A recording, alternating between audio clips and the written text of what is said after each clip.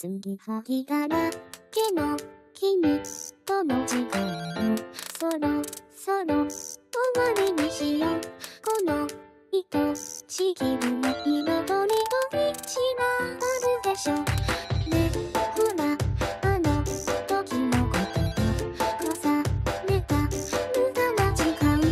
この愛しきるだけ不揃いだね。笑えるでしょ。した円を描いてピンポンピンポン遊びましょう。した結んで開いてピンポンピンポン。じゃあまたね。ほつれた糸がささやく。君よいっそいなくなれ。変わらないこのままならたぶんきっとなんてことない。少し軽くないだけね。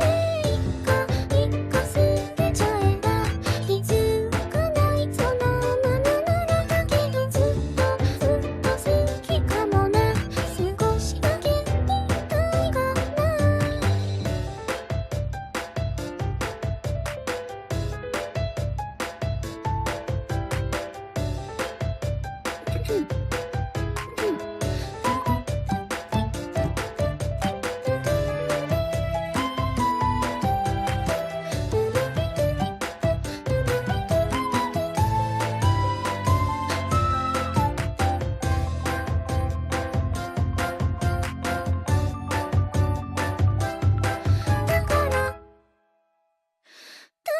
いっそいなくなれ。変わらないこのままがしたい。きっとなんてことない。少し寂しくなるけどね。今捨てちゃうよ。気づかないまた気づかないならそっか好きなのは最初から僕だけ。